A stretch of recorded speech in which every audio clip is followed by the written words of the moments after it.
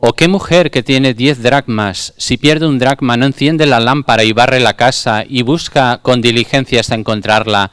Y cuando la encuentra, reúne a sus amigas y vecinas diciendo, gozaos conmigo, porque he encontrado la dracma que había perdido. Así os digo, que hay gozo delante de los ángeles de Dios por un pecador que se arrepiente. Amén. Hasta aquí la palabra del Señor, que Él bendiga nuestros corazones y ahora sí, invito al hermano José Aguilar que pueda pasar y compartir la palabra.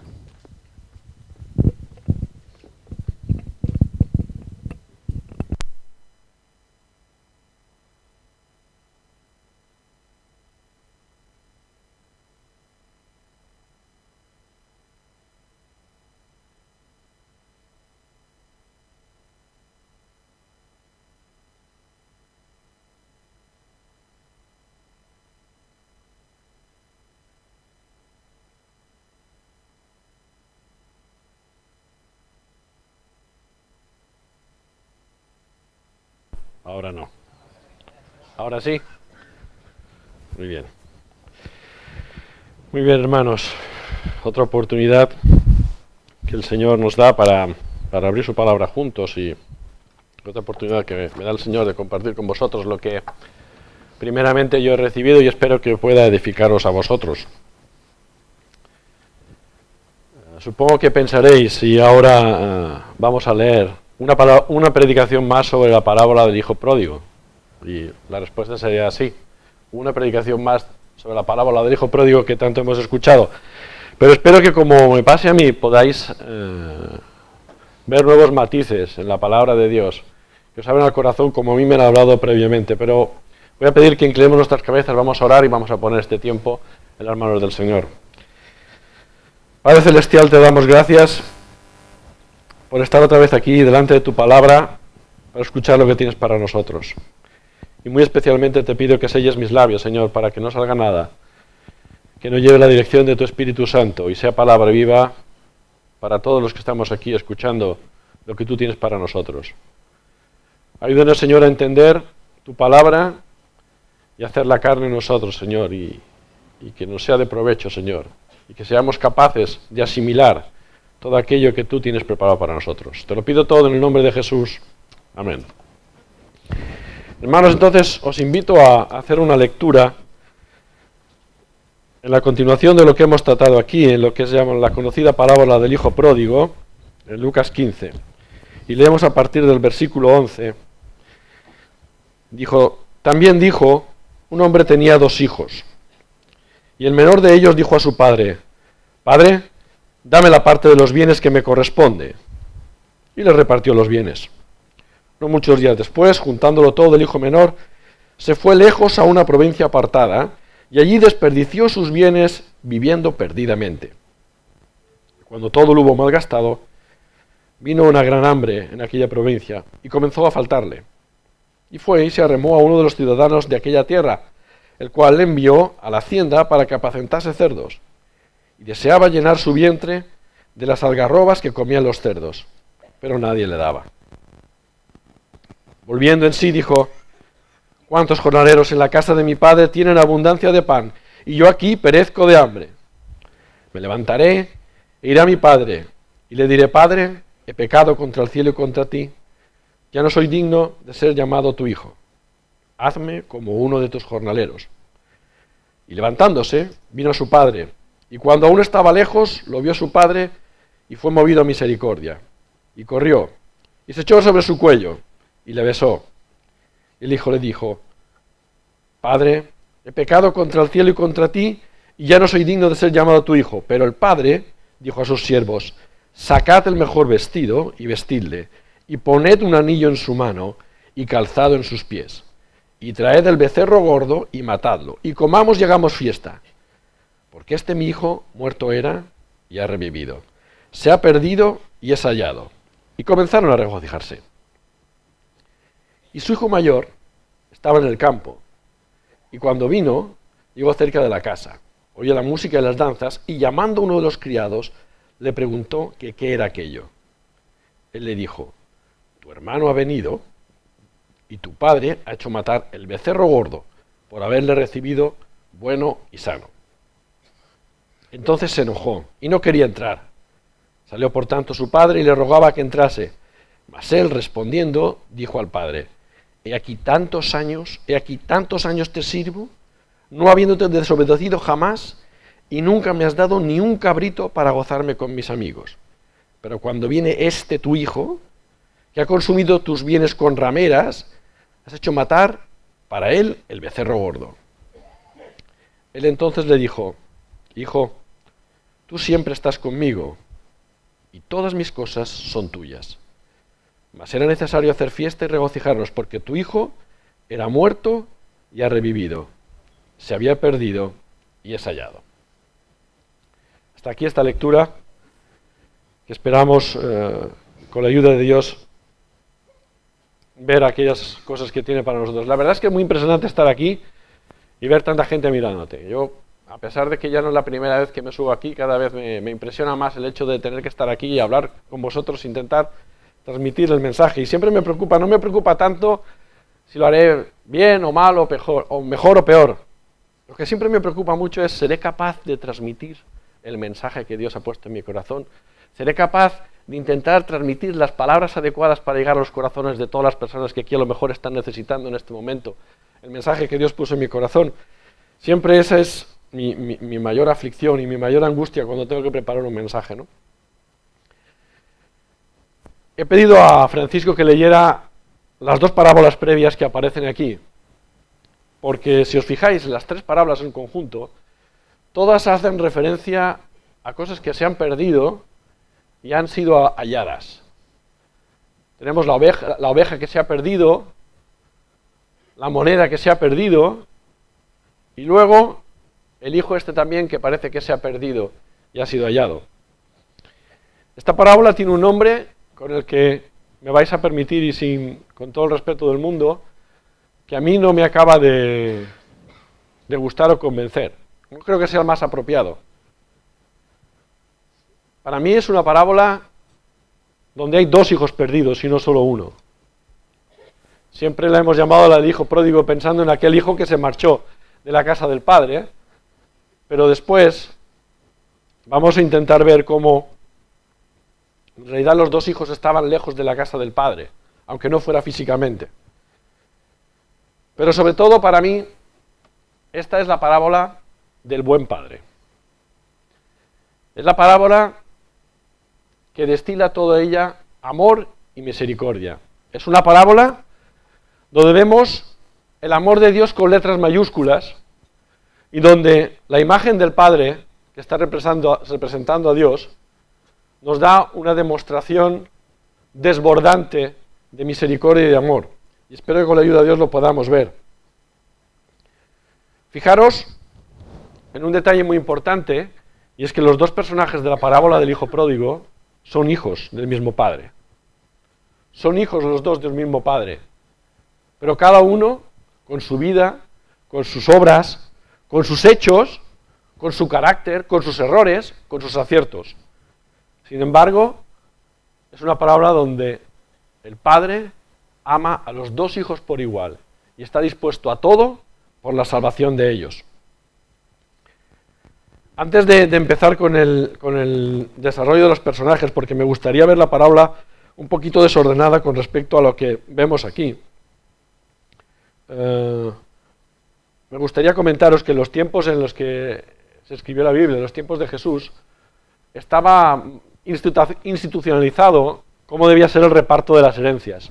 El reparto de las herencias debía corresponder, en este caso concreto, que eran dos hermanos, 2/3 para el hermano mayor y 1/3 para el hermano menor. Entonces, no era una cosa tan fuera de lo normal que las herencias fueran repartidas a los hijos en vida de los padres. Y estaba así ya ordenado y reglamentado. Sin embargo, vamos a ver cómo actúa cada uno con esta situación. Me gustaría en primer lugar hablar sobre el hijo menor. Y empezando en el versículo 12, vemos algunas de las características de este hijo menor. De este hijo que ha vivido también en la casa del padre. Que es hijo del padre, igual que el mayor. Pero que para mí, en un tono que podría hacer algo frívolo, quizás algo inquieto, se acerca a su padre porque quiere ya tomar posesión de la herencia que a él le corresponde. Este hijo menor podría ser la imagen de aquellos publicanos y pecadores que Jesús siempre está hablando. Si leemos en los primeros versículos del versículo 15, Jesús casi siempre tiene entre sus focos, por un lado, lo que ellos llaman los publicanos y los pecadores, y por otro lado, los fariseos y los escribas. Y siempre tiene mensaje para los dos. Este primer hijo claramente está sirviendo de imagen del pecador, de aquel que se está apartando de la casa del Padre, ¿no? Y buscando la definición de pródigo, el pródigo en el diccionario lo llama como aquel que dilapida su propio patrimonio de forma reiterada e injustificada en detrimento de sí mismo o de su propia familia. Con lo cual vemos que efectivamente el calificativo de pródigo al hijo menor le encaja perfectamente, porque fue lo que hizo. Entonces, como decía, él fue de una manera quizás arrogante, quizás seguramente de una forma frívola, de una forma sin paciencia, sin freno, a exigirle a su padre que le diese la parte de su herencia, lo que a él le correspondía, considerando como que su padre posiblemente eso se lo debía. Y es curioso como muchas veces, y yo lo he visto, nos dirigimos a Dios exigiéndole lo que nosotros pensamos que nos debe. Muchas veces estamos dirigiéndonos a Dios con esta falta de respeto, con esta frivolidad, igual que lo está haciendo el hijo menor, exigiéndole a Dios las bendiciones que nos debe porque están en su palabra. El hijo no tuvo la paciencia de saber disfrutar la herencia en el momento justo o de saber disfrutar de su herencia correctamente. Y pensaba, no, yo voy a disfrutar de mi herencia a mi manera, porque mi padre no lo está haciendo bien. Estaba faltando en esos momentos posiblemente confianza en su padre para disfrutar su herencia, le estaba faltando fe. Posiblemente, y ahora me dirijo mucho a lo mejor a aquellas personas o aquellos jóvenes o aquellos adolescentes que han estado toda la vida en la iglesia y que piensan que necesitan su espacio de libertad. Posiblemente este hijo decía, no, yo necesito libertad, porque en casa de mi padre me estoy oprimiendo, no me está dejando desarrollar mi propia libertad. Y entonces le exige, ¿no? Le exige que le dé la herencia. Posiblemente él estaba cansado, ¿no? Cansado de estar siempre sometido a la autoridad de su padre. Y como digo, busca la libertad y se equivoca. Se equivoca porque fuera de la casa del padre es justo donde no tenemos la libertad. En 2 Corintios 3:17, y no hace falta que lo busquéis porque vamos a ir rápido por amor del tiempo, dice, porque el Señor es espíritu, y donde está el espíritu del Señor, ahí hará libertad. Y uno de mis versículos favoritos, en Juan 8:32, conoceréis la verdad, y la verdad os hará libres. Y en Juan 14:6 nos dice que Jesús mismo está diciendo, yo soy el camino, la verdad y la vida. Y nadie viene al Padre sino por mí. La verdadera libertad la tenemos en Jesús. Nuestra sociedad, que hace alarde de vivir en un tiempo de mayor libertad, en un tiempo donde todos podemos tener libres, yo creo que como nunca, no sé si soy yo, el aparato.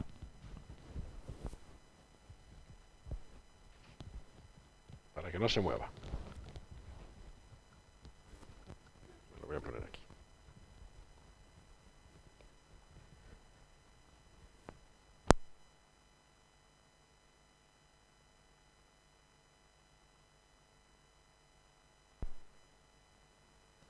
Sí, porque lo había apagado. Ahora mejor. Perdonad. Como estábamos diciendo, nuestra sociedad posmodernista pregona la libertad de los individuos. Sin embargo, en mi modesta opinión, nunca la libertad de las personas había estado tan recortada como actualmente, donde somos esclavos de tantas y tantas cosas que nuestra sociedad pone a nuestro alcance. Y no voy a entrar a lo mejor en debates polémicos, a lo mejor que debates aquí nos podemos sentir incómodos, pero redes sociales, teléfonos móviles, televisión, etcétera, etcétera, etcétera. Nunca como tanto nuestro comportamiento había estado tan determinado y tan encajado a no salirse de las reglas establecidas por nuestra sociedad, creo, como actualmente. Y este hijo tenía el error de pensar que fuera de la casa del padre iba a encontrar la libertad. Y muchas veces pensamos que fuera de lo que es nuestra iglesia, fuera de la comunión de Dios, vamos a ser por fin libres y vamos a poder hacer lo que nos dé la gana. Él quiere escapar de la vigilancia del padre. Y a mí me recuerda ahí un poco a Jonás, ¿verdad?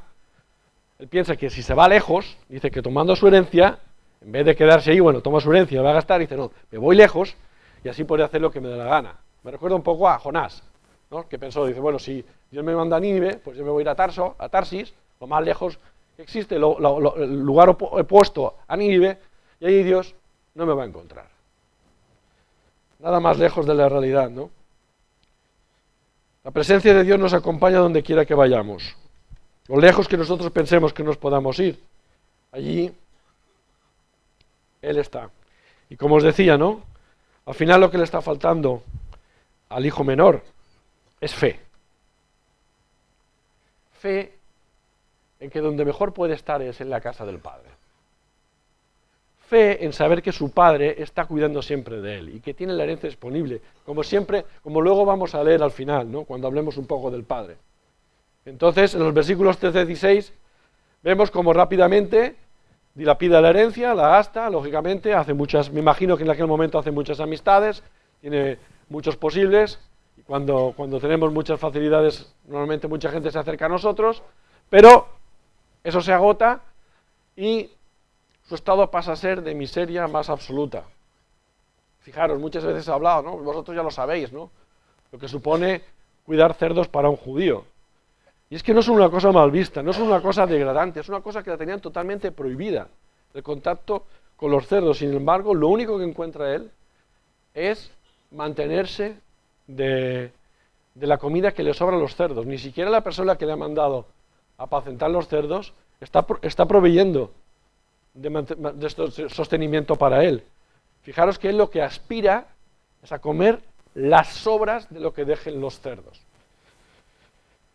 Hermanos, el distanciamiento de Dios solo va a traer miseria a nuestras vidas. El distanciamiento de Dios solo nos va a llevar al desastre, solo nos va a llevar a la perdición. Fijaros, este hijo que lo tenía todo, que vivía en la casa de un padre que debemos entender si le está repartiendo herencias, tenía sus posibilidades, de pronto ha acabado distanciado de su padre, de su familia, distanciado de Dios, ha acabado viviendo en una vida de desorden y de desperdicio, acaba en una situación de auténtica miseria física, intelectual y espiritual posiblemente, porque no hay nada peor que para una persona que verse absolutamente abatido, y este muchacho acaba así, y al final vive en un estado que podríamos decir de esclavitud, de carencia de esperanza, pidiendo ayuda posiblemente en los lugares equivocados, porque su condición no es mejor que la de cualquier esclavo. En una palabra, el estado del pecador es un estado de muerte. Es un estado donde no hay esperanza, donde no hay vida. Y ese es el estado en el que está acabando el hijo que pensaba que a partir de ahora iba a gustar de la verdadera libertad. Pero se equivocaba porque cogía el camino equivocado, el camino errado. Y una de las lecciones más importantes que he aprendido la encontramos en el versículo 17, Porque fijaros las primeras palabras que dice, y volviendo en sí. Esto me ha hecho pensar que el estado del pecador no deja de ser un estado de enajenación mental. Tenemos que volver en sí para darnos cuenta de cuál es nuestra verdadera condición y situación cuando nos alejamos de Dios. El hijo tiene que volver en sí, y si está volviendo en sí, no quiere decir que estaba fuera de sí. cuando se había alejado de la casa del padre. El hijo se da cuenta de que tiene que volver de su camino, y solo volviendo a ser uno mismo, solo volviendo a ser quien era él, como hijo de su padre, es que puede recuperar su vida. Y el hijo menor, la imagen que tenemos aquí del hijo menor, es una imagen del sincero arrepentimiento, y me voy a parar aquí solo unos minutos. Muchas veces he visto gente a pedir perdón poniendo condiciones. Mucha gente he visto a gente pidiendo disculpas o arrepintiéndose de una situación poniendo condiciones. Sí, pero yo te voy a pedir perdón, pero tú me habías hecho esto, esto y lo otro. Sí, Señor, yo me había alejado, pero es que no tenía otra solución. Incluso muchas veces vamos a Dios pidiéndole perdón, pero poniendo como condiciones a ese perdón, poniendo peros, poniendo situaciones que yo me arrepiento, pero es que tenía mi justificación para hacer las cosas. La parábola del hijo pródigo nos enseña muy claramente cómo debe ser el arrepentimiento de las personas que quieren acercarse a Dios. Su arrepentimiento es sincero. Y fijaros, pasa de un tosco dame, de una palabra dura de dame lo mío, a una actitud mucho más arrepentida de no soy digno. Y no pone ningún pero. No le dice, pero es que tú me oprimías mucho, pero es que tú me obligabas mucho, pero es que aquí yo no podía desarrollar mi libertad, no podía desarrollar mi personalidad. El arrepentimiento del hijo pródigo es sincero. Él fue consciente de su miseria y, como he dicho antes, volvió en sí. Y muy importante, él reflexiona. Yo os invito, hermanos, a que reflexionemos mucho más.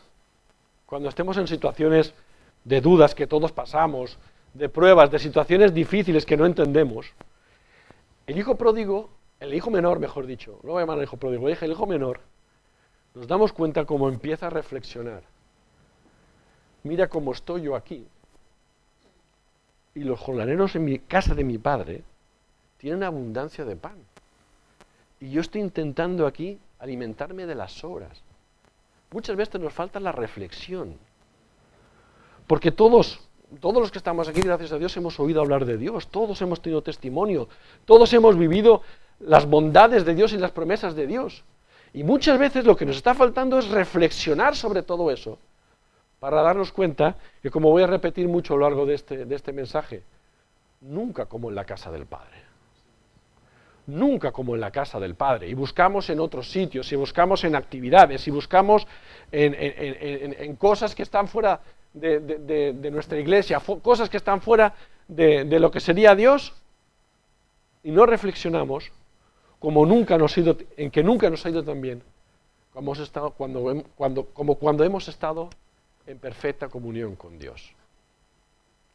Ese era el secreto. Y fijaros, él lleva la reflexión, y esa reflexión le lleva al paso de la conversión. Me levantaré e iré a mi Padre.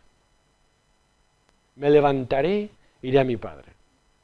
Y hermanos, lo importante es reflexionar, arrepentirnos y ponernos en marcha. Hay un dicho que dice que el cementerio está lleno de buenas intenciones. No dejemos nunca que todas esas buenas reflexiones, esas reflexiones, estas meditaciones que recibimos aquí y estas cosas que tenemos aquí, nos impidan el tomar decisiones y el dar pasos de fe para acercarnos a Dios. El hijo no se recreó en su situación inmisericordia, no se recreó en su mala fortuna, no se recreó en su desgracia, sino que se levantó y con un corazón arrepentido fue hacia su padre. Y lo primero que hizo, como os he dicho, es declarar su culpa sin excusas ni tapujos. En 1 Juan 8:10 dice, si decimos que no tenemos pecado, nos engañamos a nosotros mismos y la verdad no está en nosotros.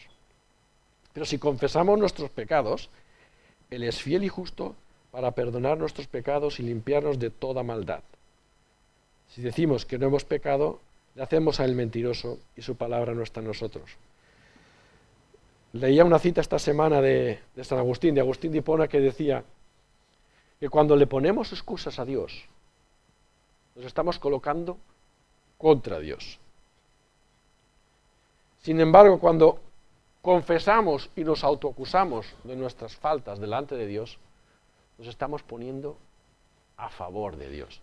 Lo que pudiera parecer una contradicción, pero nos estamos poniendo a favor de Dios, porque estamos, como os decía en 1 Juan 8:10, confesando nuestras culpas delante de Dios. No tenemos que poner atenuantes. Mira, Adán es el gran ejemplo, ¿no?, de un arrepentimiento no sincero, no genuino. Lo primero que le hace él cuando es acusado, se empieza a poner excusas. Está la compañera. En realidad lo que está acusando es a Dios, porque dice, esta es la compañera que tú me has dado, ¿eh? Yo no he sido yo es que no he podido salir de esta situación. Lo primero que hace es culpar a su compañera y a Dios. Compañera que tú me has dado, que yo no me la busqué yo, me la diste tú. El hijo admite su carencia de derechos a exigir porque sabe que se ha equivocado y reconoce que los ha perdido.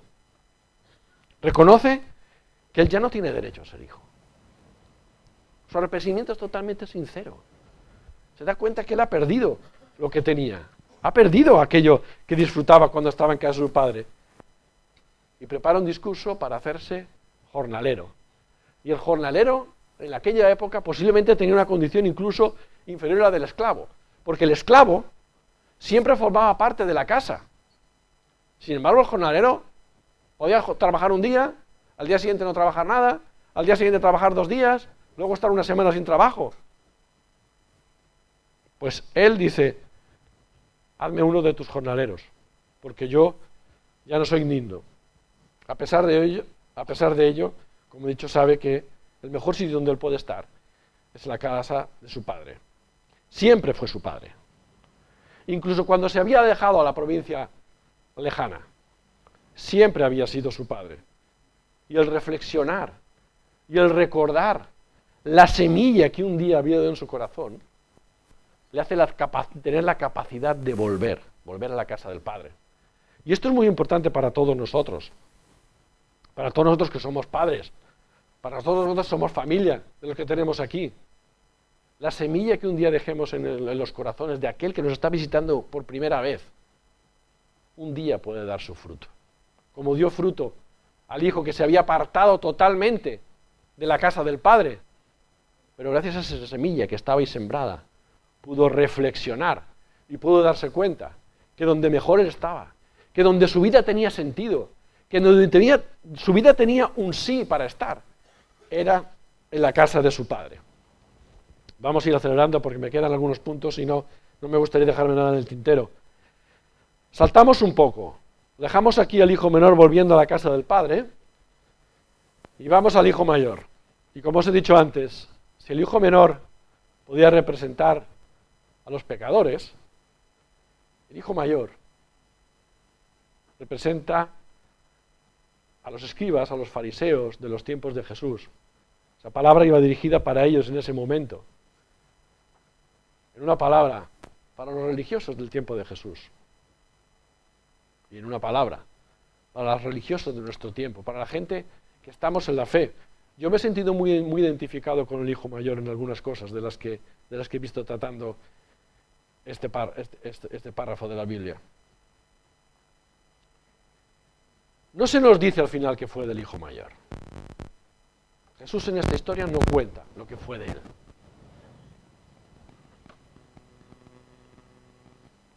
Pero tiene defectos que para ser una persona que estaba en la casa del Padre son muy graves. Y vamos a ir viéndolos. Porque yo os digo, a mí me han enseñado mucho. Yo he aprendido mucho analizando un poco la actitud del hijo mayor. El primer error del hijo mayor lo encontramos en el versículo 26. Él está trabajando posiblemente en las tierras de su padre, controlando a los trabajadores, a los jornaleros que tenía, Y cuando llega a la casa de su padre, se encuentra con la fiesta, se encuentra, me imagino, con el ruido, debía haber bastante ruido, había una gran fiesta. ¿Y con quién va a hablar?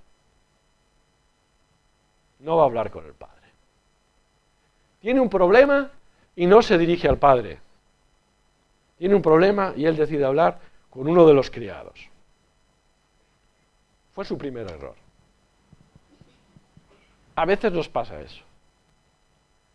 Estamos aquí, estamos en la iglesia, llevamos muchos años en la iglesia, y en lugar de tratar los problemas con Dios, vamos a tratarlos entre nosotros. El hijo mayor se equivoca porque cuando tiene un problema, no va a hablar con el padre, va a hablar con un criado. No sé qué corazón estaba más lejos de la presencia del padre, si el del hijo menor o el del hijo mayor.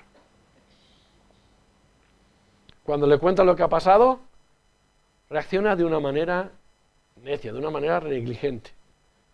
Su hermano que ha regresado, que ha salvado, que estaba perdido y ha sido hallado, ha vuelto a casa.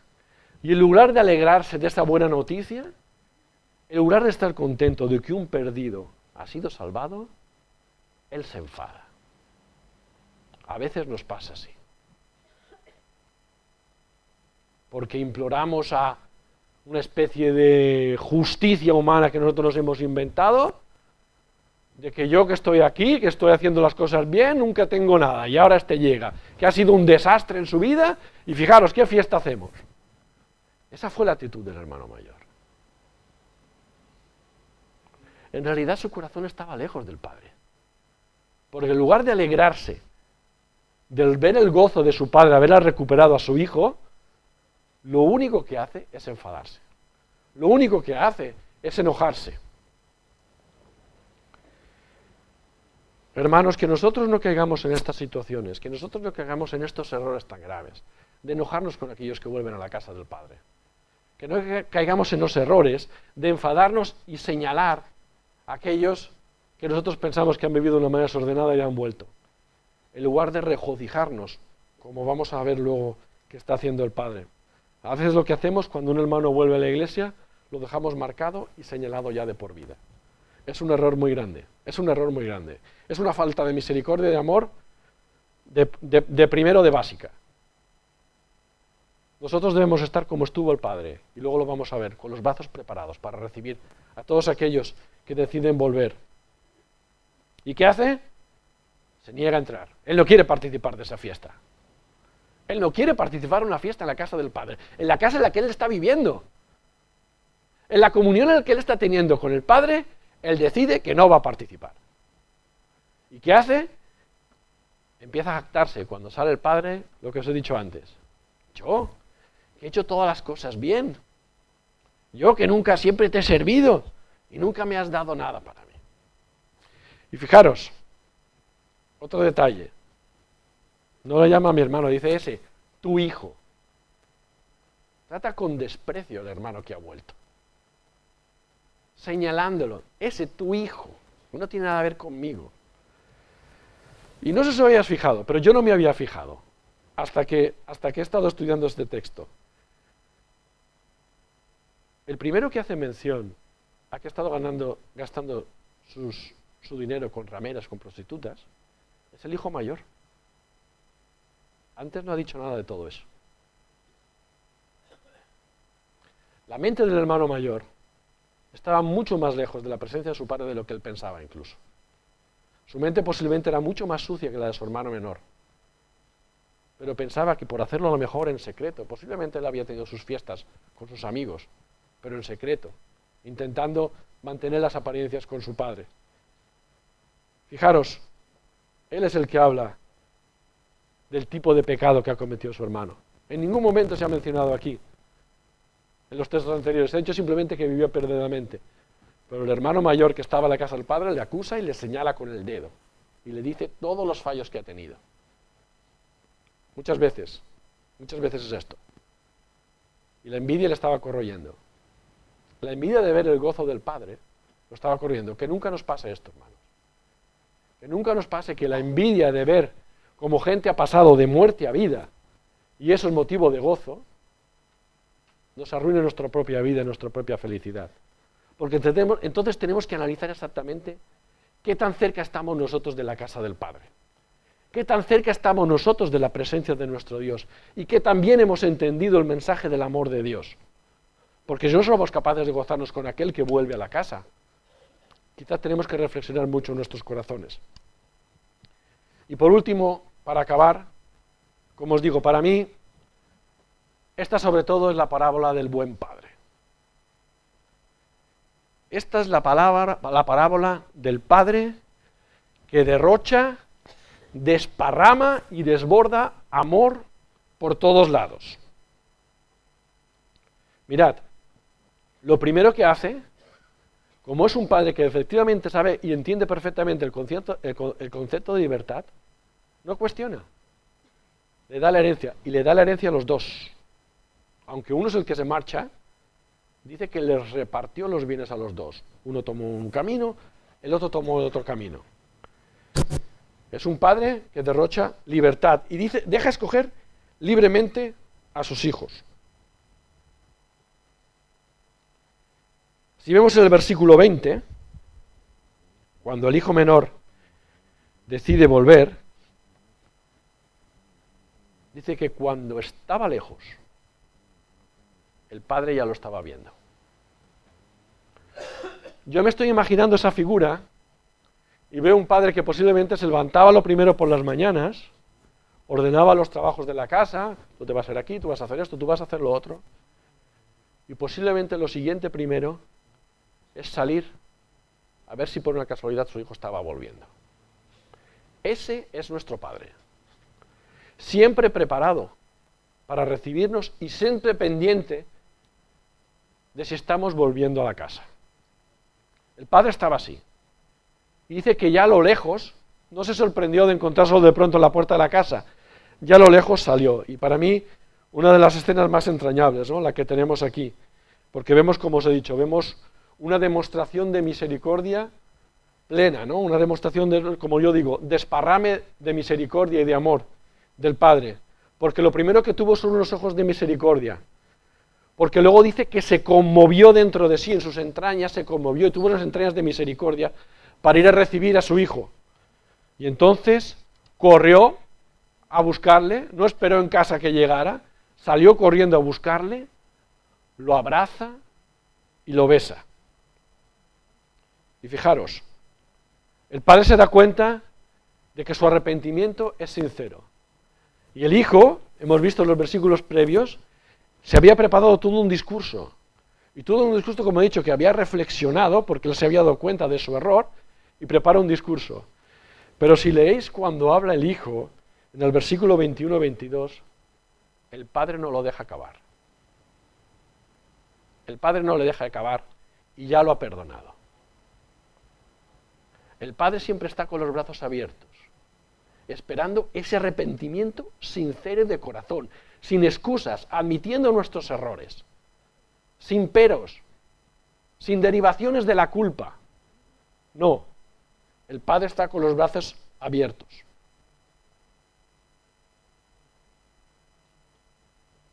Y ya le ha perdonado las faltas. Perdona todas sus faltas y las olvida en el momento.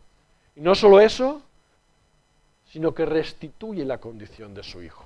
Lo primero que hace es restituir su condición como hijo. No, ni hablar, como jornalero.